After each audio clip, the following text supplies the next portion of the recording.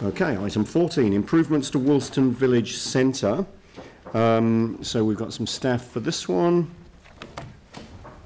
Okay, so this is item 14.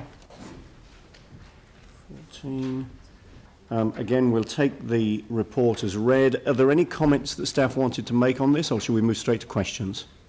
Straight to questions. Are there any questions for staff? Jan. I put through a question. I'm not sure if you've had it or if there's an answer. So basically, just to make councillors aware, one of the contentions for this is even some of the cyclists who made submissions are not happy because of the narrow width of the cycleway.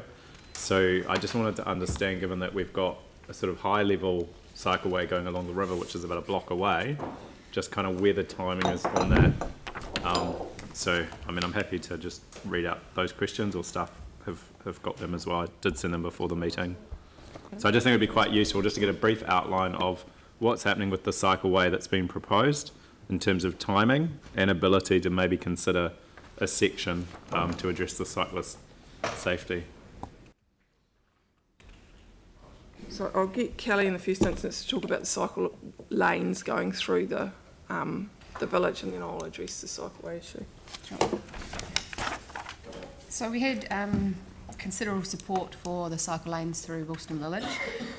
We had some counts done in 2017. It said that there's an average of about 50 cyclists using the cycle lanes down Ferry Road per hour. We know that it's a direct route into Christchurch, into the central city from Sumner and Redcliffs, and so we want to continue to make cycling along Ferry Road safe for the large number of cyclists that are going to continue to use this as a direct route into the central city.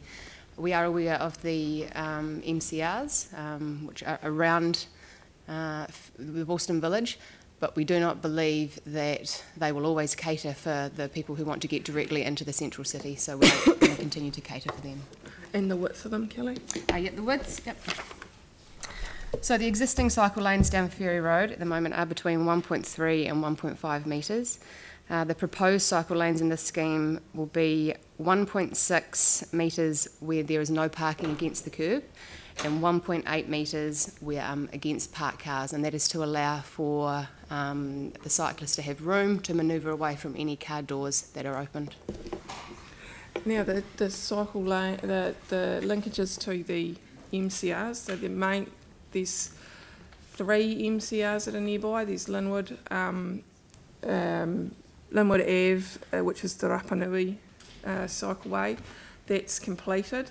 There's Heathcote Expressway out near the Tannery, which is currently just about completed to the Tannery, and is on the LTP a bit further out. I think it's been brought forward as part of the TFAR money to build from the Tannery to Martindale's, and then there's the Ōpauaho River route.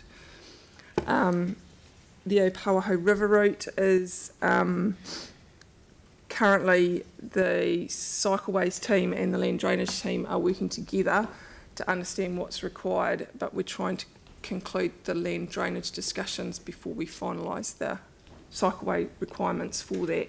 Now the connections between these routes, major cycleway routes, are being dealt with as part of the local cycle network, and that's largely not on program at the moment. It's expected to be part of the next LTP to do those connections.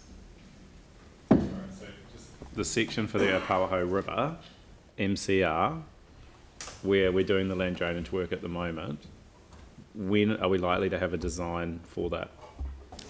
It's out in the second half of the LTP, but we are currently working with the land drainage team to understand along the whole route. So when we do the MCRs, we do the whole route at once, and we try and do that.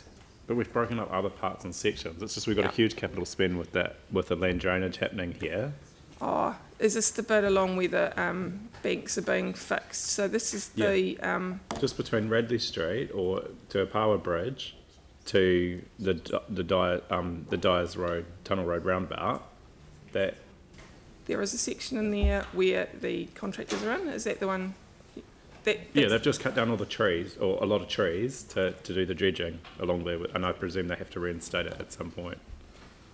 Yes, so is this the bit that the board had queried in the past, and we've come back and said it's not ideal to do it at the same time? The previous one was the stage 1 dredging, which is finished, and that was going to cost about $50,000 to put the cycleway connection in, which was ruled, out of scope and not within budget. But the next stage where the dredging is currently being done and just stopped because of the inunga spawning, so they've had to close up while the inunga spawn, is along between Radley, so it's on the Woolston village side of the river. Is this in scope of the report, though? That was exactly the question I was thinking. Is this connected with the matter that we're considering today? I appreciate that, we're talking about the number of cyclists that travel along this part of Ferry Road, and the need to provide adequate infrastructure for that number of cyclists, but we seem to have got now into a discussion about alternative cycle routes, which I think we've already heard, despite what alternative cycle routes we put in, there will always be cyclists who will choose to use Ferry Road as a direct route.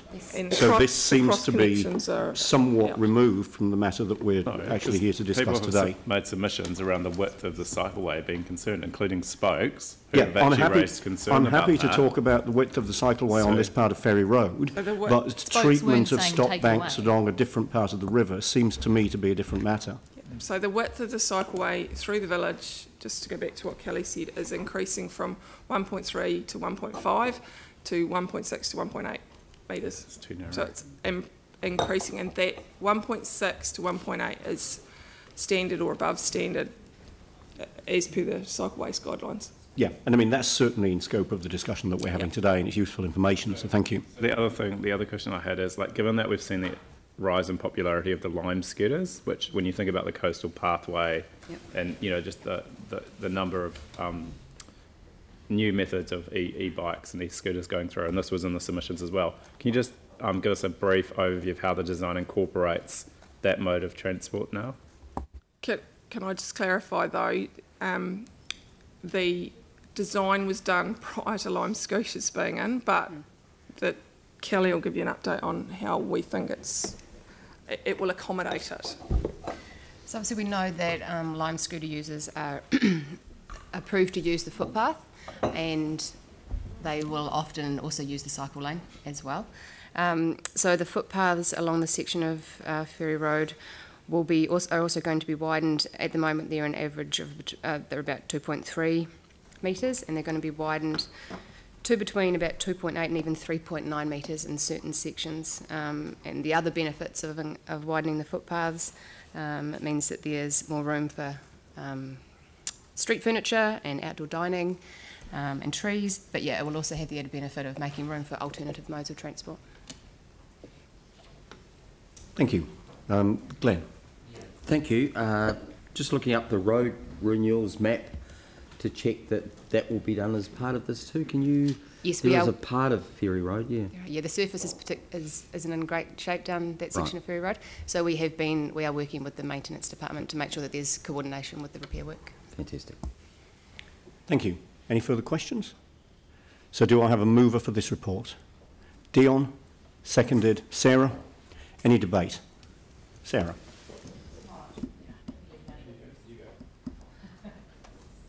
Okay, so this is a debate in anticipation. So Yanni's points around the cycle lanes are completely valid when it comes to the width. So people are concerned sometimes about cycle lanes next to cars, but it's really clear from evidence and Christchurch-based research that shows that there's a significant reduction in crash incidents when you have cycle lanes as opposed to no cycle lanes on the road. There are currently cycle lanes through Woolston Village. They're not adequate. What we're doing is improving them, and that's a really good thing. To say that we should take them away potentially and allow people to use other cycle routes ignores the fact that actually cyclists want to come to Woolston Village as well. So there are many times I've biked and gone to the library there for to the new library for meetings, or to the cycle shop, those kind of things. And removing cycle lane provision actually puts people at risk next to parked cars, which we have allowed more parked cars to remain than were in the original plan. So we need to make sure that everyone is safe, whichever mode they travel. And we know that in lower socioeconomic areas, actually, cycling is one of the cheapest forms of transport for people. and there are lots of people in that area biking. Thank you. Yanni. Thank you. I'll just quote from the Spokes submission.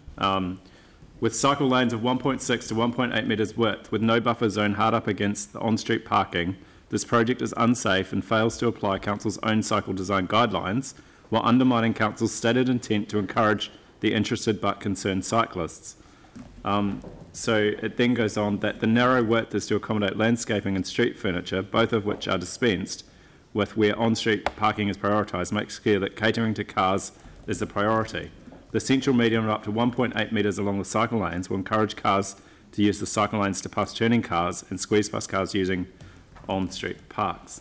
So I'm just really concerned that this isn't about, this isn't about being anti-cyclist at all. In fact, my concern is that we're not creating a safe environment for cyclists through here. And the irony is that we've got an MCR, a major cycleway, basically a block away, where we've got the land where we could have a very safe cycleway off street without the interference of cars, pedestrians, and all the other things that go on. And we could put in nice access ways that connect that cycleway to the village. So this is, in fact, the whole master plan takes this holistic view of looking towards the river as being a key movement corridor. And so I think I'm really concerned at the narrow width of the cycle lanes through here. We just heard before today that the Sumner Road is reopening. What's that going to do? That's going to put a whole bunch of heavy vehicles through this area. You're going to see huge vehicles coming through, and it's going to be really, I think, interesting to see how all that conflict goes, especially with things like e-scooters and e-bikes. So, I welcome the upgrade to Woolston Village. This is an important project that has taken a considerable amount of time. But I am really concerned that we are simply spending heaps of money on trying to make major cycleways and at the same time trying to come up with compromised cycleways on our roads like Ferry Road. The reason we chose the other route along Linwood Ave was because we'd had a number of concerns about the safety of cyclists along Ferry Road, and I don't think these plans are really going to address that in any significant way. The other thing is I would point out that the local businesses here are really concerned, and they've made over 1,000 signatures to a petition. They are really concerned at the impact of the loss of car parking on the local businesses, and I do have a lot of sympathy for those businesses who have struggled post-earthquake to get restarted. Huge amounts of road work, and actually, there's some really good local businesses that have remained, like the pharmacy, and a number of people have raised concern about the inadequate parking. I just came through there last night, and it was really clear on that side of the road that there is a real demand for parking, and I am concerned with what this project does for it. Thank you. Pauline and then Aaron. Yeah, thank you. Look, this has been through the local community board. There's 9 members on that board. They approved the staff recommendation. I assume that they had robust discussion and questions. I'm quite surprised that one member of that board has dominated the questions here today. Also, can we please not confuse the MCRs with giving cyclists who want to use the road corridor along with everybody else having the right to do so safely. And this is what we do by providing a green painted line on the road that provides them with a safety buffer when they're sharing the road with cars and other vehicles. So it is not an MCR going through here. The fact we have MCRs adjacent, or they're not actually super close, but they're not too far away, does not compel a cyclist to have to use that. So a cyclist has just as much right as a car or anyone else to use our road corridors, and we have an obligation to keep them safe. I'm comfortable that this plan looks like it's going to achieve that purpose. I think it's a beautiful looking plan. I think with the speed reduction through here, you won't be seeing trucks barrelling through there. So I don't have any issue with it at all. So I'm happy to support it today. Thank you. Aaron and then Glenn. Yeah, so this is where I grew up. You see on your map St John Street there, so I know this area very well. Well, sorry, I'll just correct my incorrect statement. Where I existed until the age of late teens was on St John Street, and I just want to say that I do agree with Yanni on one thing, and that is the loss of parking on the north side, that there should have been more. There was a designation put on this road about 50 years ago, and that's why half the shops are set back further and half aren't. and they're all meant to be set back that distance, and there would have been room for more parking there, but we currently don't have that. So when we redo this in 50 more years' time, hopefully we'll get that, and they probably won't be cars, there'll be something else, but there'll be something. The rest of it, I do applaud. I love the 30k an hour village feel that this is creating for the Woolston village.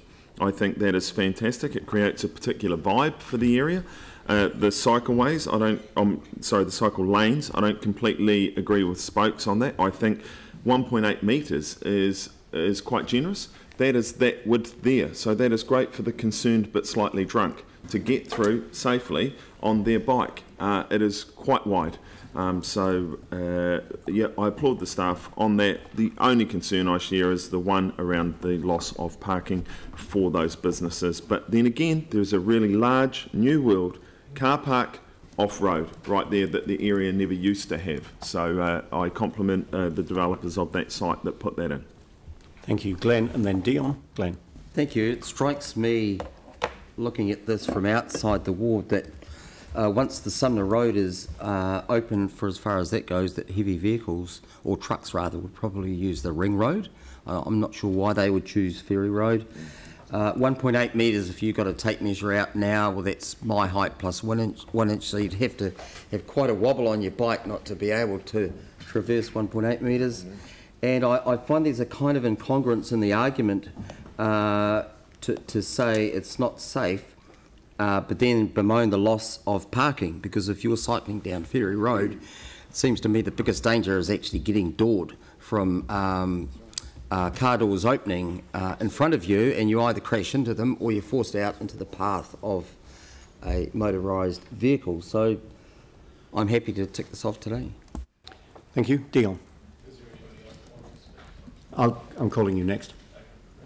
So I'll close it off then. Mike, yeah. All right, yeah, so you, sorry, yeah, as the mover, you want to close the debate, that's fine. So Mike and then Dion will come to you at the end. Thank you. Thanks. First, I guess, better just talk about Spoke's submission, where they talk about 1.6 metre cycleways beside parked cars, the cycle lanes.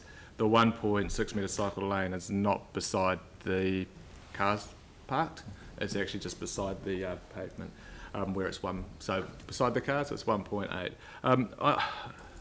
I'm a little bit concerned with some of the comments made by one of the councillors that seems to be in favour of removing, I guess, a cycling facility, and also wants to have more car parks. It's just not a good signal we're sending to a community and the wider community. There are a number of cycleways around this area, 2 pretty much done and 1 that's obviously on the program to be done. But with that being said, people can still bike down roads, and where we provide facilities such as cycle lanes, we know from the evidence and research that has been done, there is a reduction in crash rates. So to start arguing against having a cycle lane down a main busy road is just ridiculous. And then to argue to put more cars in is just even worse. This is not the direction we want to be heading as a city. We're trying to create people-friendly streets that are actually a safe environment, and I will be supporting this recommendation. I also will be happy to support this today. I think this has been quite a good debate because, of course, within a road corridor there is only a certain amount of space and we need to make sure that that's well used. There are often going to be competing demands over that small amount of space. This plan certainly improves the amenity of this area, it improves the functionality of this area in many ways. This is an area which has been in need of some improvement for some time. It's a road that I use very regularly and the current state is far from ideal. The cycle lanes issue, I think, has been well discussed this morning, and I think it's clear that regardless of the MCRs and where they might be, there will still be a certain type of cyclist or a cyclist with a particular destination, which may well be this particular suburban centre, who will choose to use Ferry Road. And it's absolutely right that we should accommodate those people in the safest possible way. I'm confident, through what I've heard from staff, that we've done that in this case. Car parking in suburban centres, and particularly any reduction in car parking, is always going to be an issue.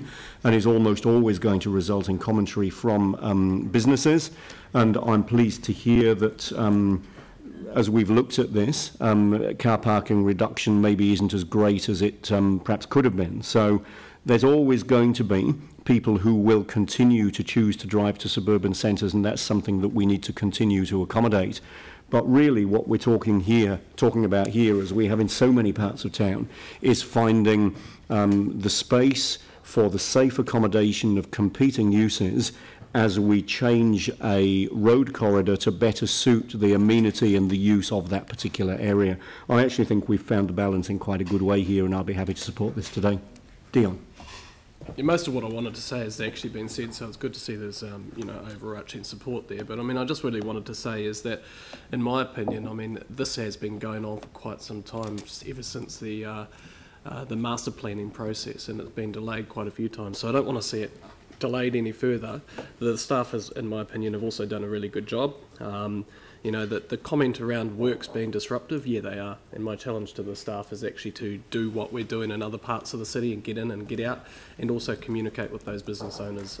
You know, absolutely, that is critical communication to the businesses down there, so that they know exactly what's going on all the time. So that's my challenge to the staff there. But you know, do we want the investment in Woolston? Yes. And it's good to see Woolston getting some more investment.